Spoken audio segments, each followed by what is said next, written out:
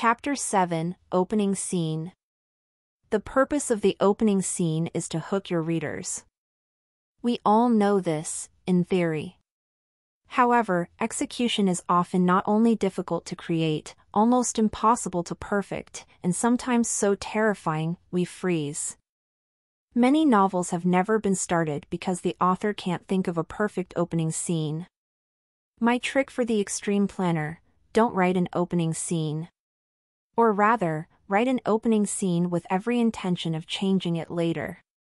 The plan is to put a placeholder now, as you concentrate on writing the novel and getting the initial rounds of editing done. You may do a lot of revision and moving things around as the result of feedback you get from your beta readers and developmental editors.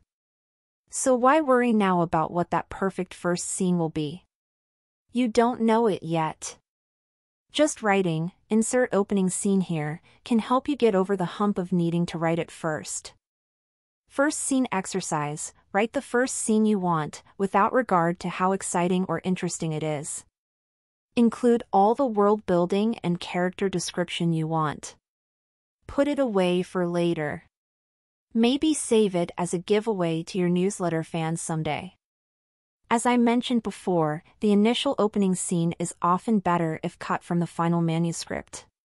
Many writers include way too much backstory or setting in that opening scene. It's often filled with cumbersome exposition and description. Dump it. Cut it. Set it on fire. No, wait. Save it in a file for cut scenes.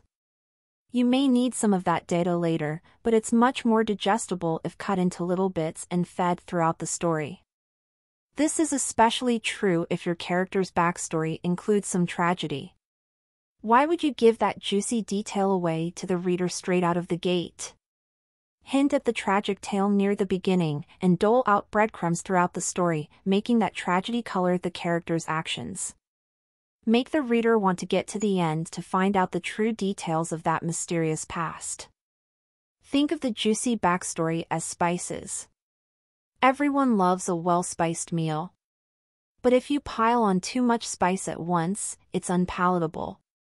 A little goes a long way. A sprinkle at the beginning, a bit over here, over there, more in the middle, etc.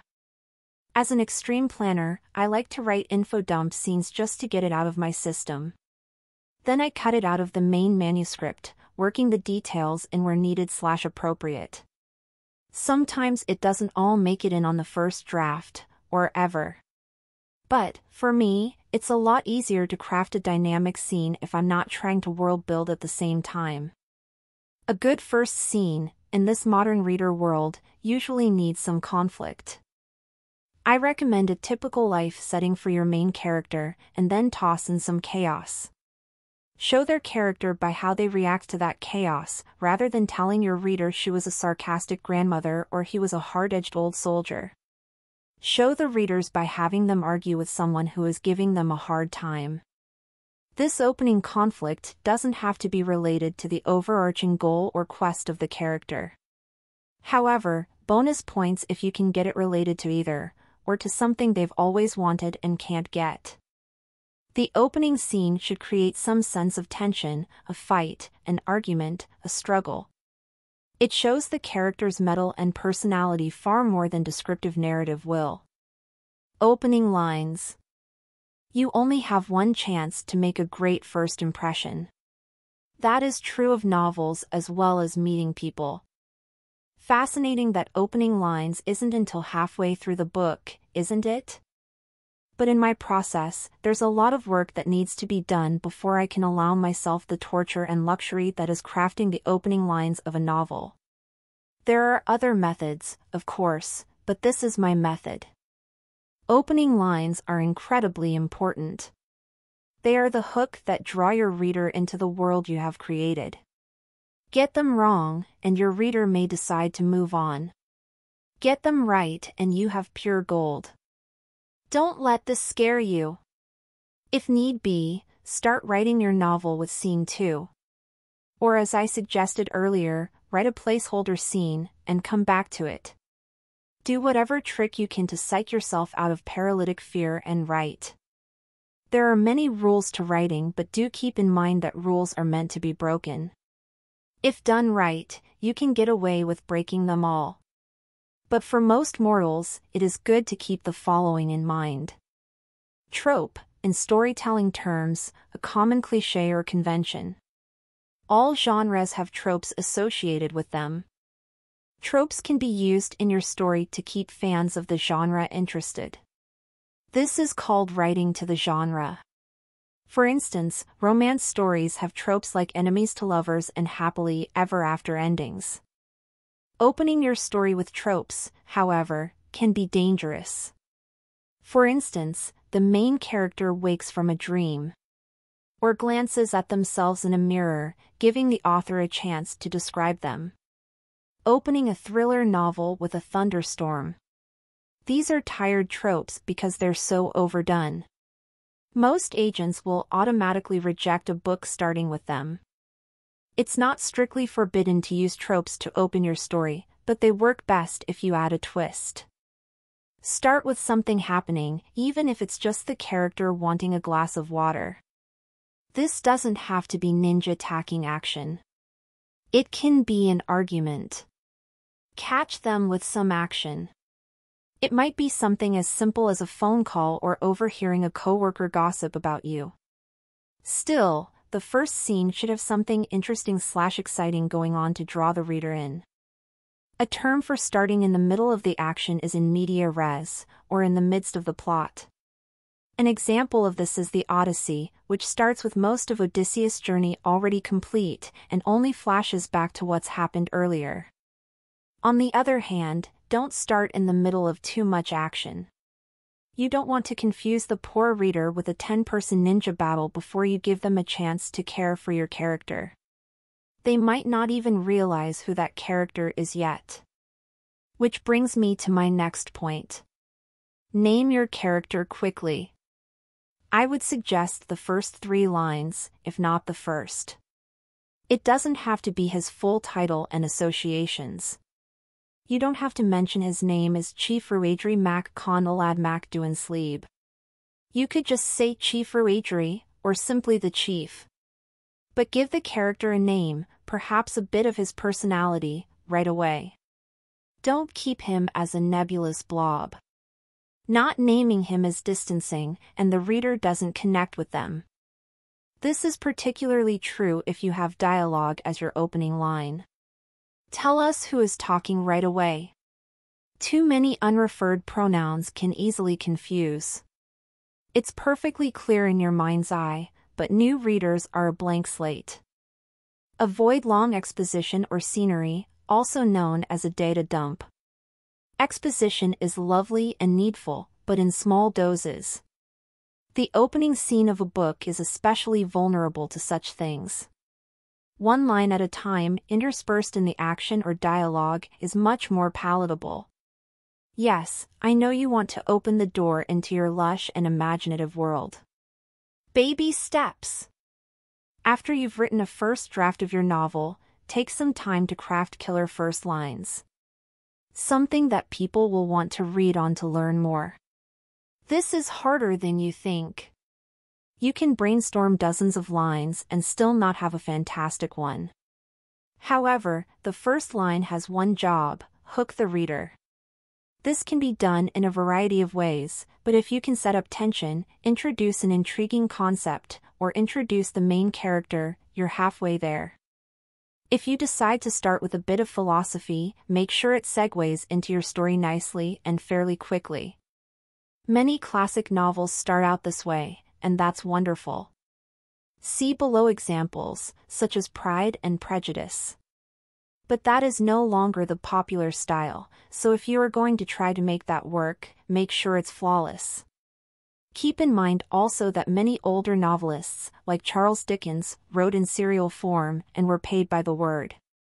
They literally lost money if they wrote too concisely. Match your sentence length to the action. If there is a fire, use short, choppy sentences to increase tension and immediacy.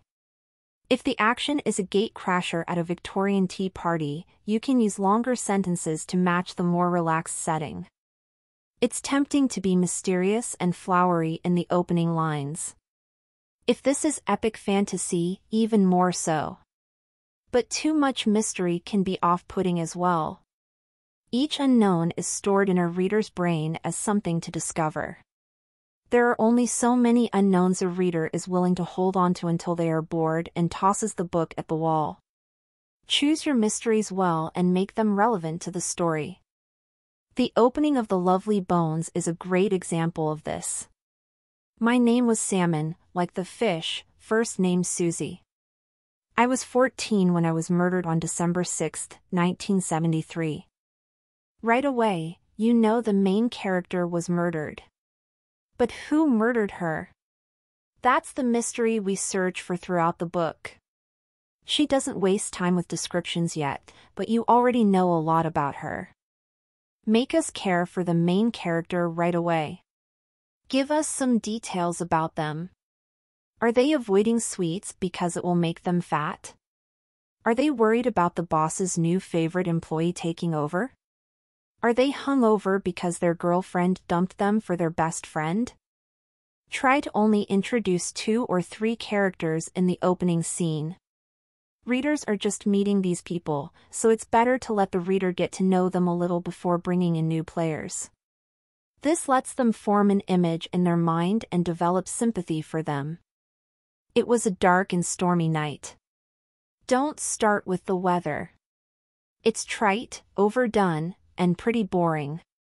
Unless your characters are about to be hit by a hurricane or a tsunami, of course. Yes, those are a lot of rules. There are many others. You can certainly break them, but it's more effective when you learn the rules and how best to break them before you do so. Picasso was excellent at figure drawing before he shifted to breaking the rules with cubism. There are several elements of an opening scene, including the inciting incident, a novel-sized problem, an immediate problem, a setup for the next scene. You might include some backstory, but be cautious. You have limited real estate to get the essential information to your reader. You can introduce several elements, such as the theme, the language, the setting/time, and maybe even hint at issues in the rest of the novel. It's a tall order. Even if you are looser with your later scenes, make sure that opening scene has definite structure. Beginning, middle, and closure. The purpose of any scene is to give essential information to the reader and to make the reader want more. The opening scene must do all that. First 3 lines exercise, write the first 3 lines of your scene. Introduce your character, give them an action, give them a conflict. Rewrite until you have all 3. The above seems crippling and scary. There is so much to remember, and so much is writing on these opening lines. So how do I start? What does an extreme planner do? I am aware that not everyone works like this, but I start with a movie in my mind. Others might hear a story in their head. Or flashes of characters or settings. It all depends on how your own mind works. If the movie hasn't happened yet at this point, I do the following. I pick a scene already in my manuscript. For instance, Misfortune of Vision is set in 12th century Ireland. I know that the main character, a 65-year-old prophetess, employed by her chief, is going to clash with the new bishop. So, I decided that the opening scene should be of her walking by the chief's chambers and overhearing the bishop discuss her. This is what I've got for now. January 5th, 1177 AD. Dún Dá Glas, Downpatrick, Ulster, Ireland. She's a witch, Rí Ilad. Orla stopped dead in her tracks. She wasn't in the habit of listening to the chief's conversations, but the stranger must be speaking of her. The fact that the speaker used the formal title of the chief of the Ullad meant he was someone important. She hadn't learned how to survive in this wicked world by ignoring potential threats. She pressed her ear against the solid oak door. A rustle in the thatch above distracted her, but it was only a rat coming in from the cold. So, I've got the main character named, the speaker at least described as a stranger to her, and her voice hinted at. She's a strong woman and she knows how to survive. I've established she has some relation to the chief, and that she is in a structure with a thatched roof and an oak door. Since I've named the date and the town beforehand, that helps fill in the details of setting even for readers without a firm grasp of what 12th century life was like in Ireland. Now I delve into the conversation she overhears between her chief and the stranger, the bishop who hates her, and set up the conflict. Repeat this over and over as you write your first scene. You will rewrite your first scene many times. You will rewrite your first couple of lines many times. Don't delete them, save them. They may help later. Maybe 5 times, maybe 50 times. Get used to that notion. Understand it from the beginning. Don't let the above deter or frighten you. Get something down to start with and know you will come back to it, and you can edit later to your heart's content. Here are more examples of first lines from classic books that have stood the test of time. Keep in mind some of these break the above rules. While some start with conflict, for instance, Fahrenheit 451, Orlando or the stranger, many do not. Also remember that popular fiction changes over time, so what worked in the 1950s won't work as well with today's reading audience. First line exercise: pick 2 of the below opening lines or one of your own from a well-known novel. How do they use the rules? How do they subvert them? How many elements do they pack into the first line? What questions do they form for the reader? Read each of these lines and determine how they impact and intrigue you with just a few words. What is done right? What falls flat to you? It was a bright cold day in April, and the clocks were striking 13. 1984. Oh, right away, you know the world is different, as we don't have a 13 on our clocks, outside of the military, and their terminology is different. It is a truth universally acknowledged that a single man in possession of a good fortune must be in one of a wife. Pride and Prejudice. Oh, opening with a bit of philosophy was on brand for Jane Austen, and this theme permeates her entire novel. It works as a perfect tagline. Happy families are all alike, every unhappy family is unhappy in its own way. Anna Karenina.